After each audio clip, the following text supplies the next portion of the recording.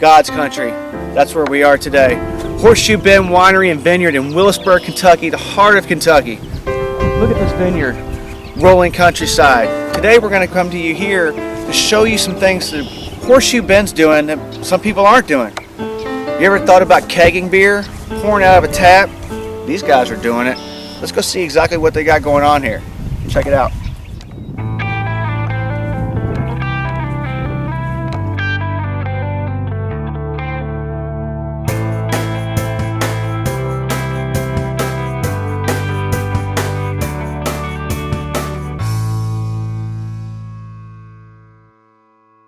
Out in the vineyard with Greg Carson of Horseshoe Bend Winery.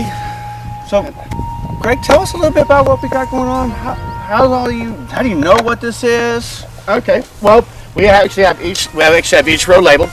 This is all the Vidal Blancs, so these are white grapes. Behind you, which you'll see here in a little bit, are all the red ones. It's just better to plant our white wine just a little bit more downstream. They need a little bit more water, and that's where they get it from. It's the bottom of the irrigation line. Where's the irrigation so we can... Starts at the top of the hill. Okay. And it all runs down there, and at the very bottom, we'll go to the creek here in a little bit, and we'll show you that. Okay. And then we have underground tributaries as well, which help feed off which help the wines, the vines get their water as well. We thought about digging to show you that, but it might take a little while. We can't hurt the ground, so we got to make sure we got to know what's going on here. So tell us a little bit about how you know the rows. How do you know exactly what it is that we're looking at? Each row is labeled. It has a little tag. I don't know if you can see it. There's a little tag on each of the posts that lets us know exactly what the vine is, where the row is, and it's also used for when we net the rows. It also knows because each net is cut a certain length. Okay. To make sure that they fit each row precisely. So it's just a cost-saving measure. Okay. And at this stage, these particular vines. Mm-hmm. It's mid-April. So as of right now, we are in the process of what's called a pre-prune before we fine prune. Okay. And what that is just to get some of the foliage off there and get some of the old dead weight that was left over from last year to get those off the vines. And then in another 2 weeks to make sure that we already passed all the frost and all the cooling stages that can happen with early spring. Then we'll chop off the rest. So we'll leave about 2 to 3 inches of the vines that we want to grow this year to give it the strongest grape possibility. Oh, see, I never knew that. So that's part of the process in the state of Kentucky anyway. Yep. So it's pretty much it. And it's one of those things, it's one of those worldly things. Most everybody does it a certain way. There's different types of pruning. We do what's called a cane pruning rather than there's other shoot prunings. Because of where you are in the world. Right, and it works because where we are in the world and with the humidity and the different types of weather that we get throughout the spring, summer, and fall, it just produces the best grapes that we can. Awesome. So we're in the barrel room here. Now tell us a little bit about what we're doing here in the barrel room. What wine is used for in barrels is flavor extraction, and what it does is it's oakiness as far as, and what we use mostly in the barrels. We don't really put any white wines in barrels because we don't want our white wines to be over oaked or oversaturated with oak.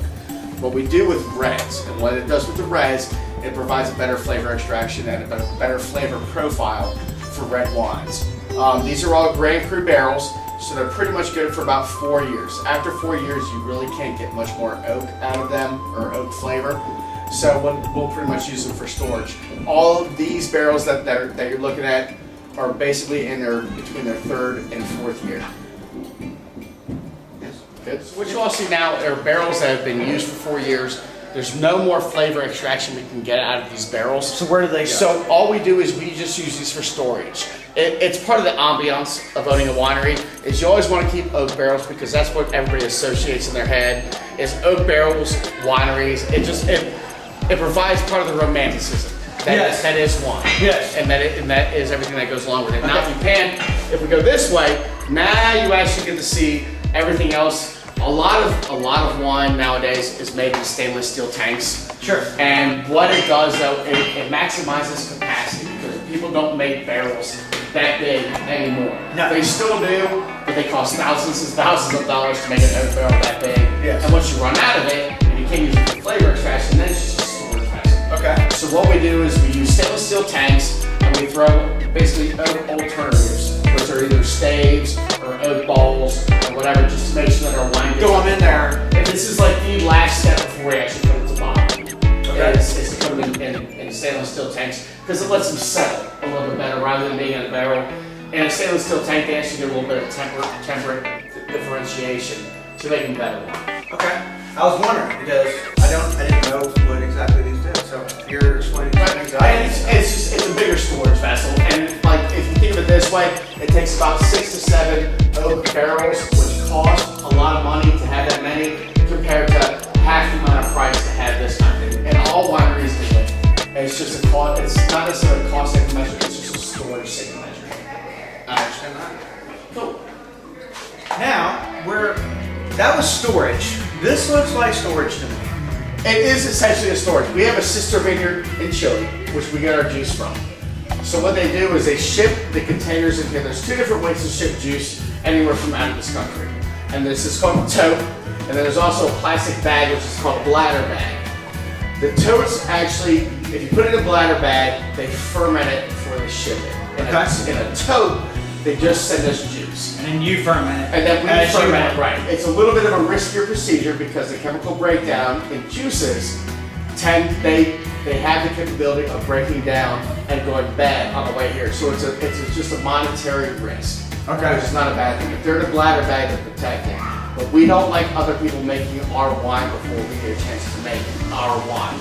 And that's I'm not really good about drinking wine from a bladder bag myself. Right, yeah. Let's be honest. And it's like a space age belly, you can space everything like that. I mean, that sounds like somebody put in my hospital, you know? Here's a bladder bag. Here you go. There's some stuff for you to drink. It's not as bad as you described, but it's still good. You know, hey, just the thought of it. Right. Exactly. So that's what we use this for. And then we have our other, these are our final stage. Final stage storage. These are our final stage storage stainless steel tanks.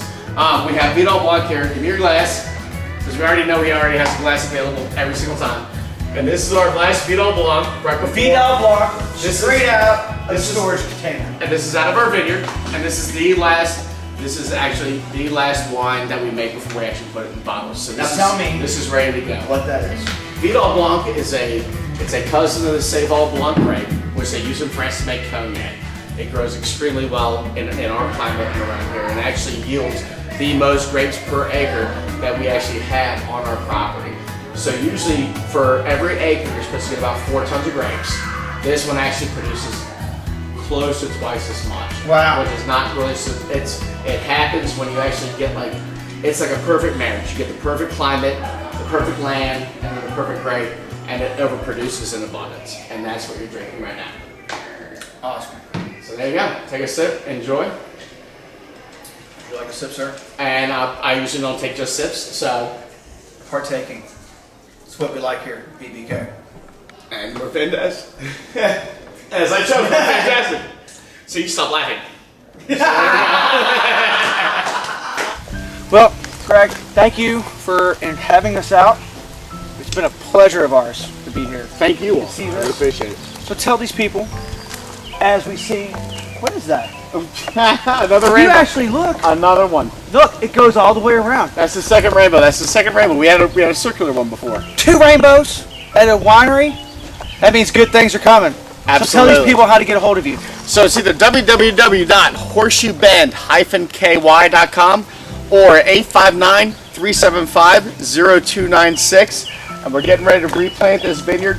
So next time that you see us, we'll be all its glory, all up and down every single row that you can see. Cheers to you. Thank you all very much. And thank you, Dan.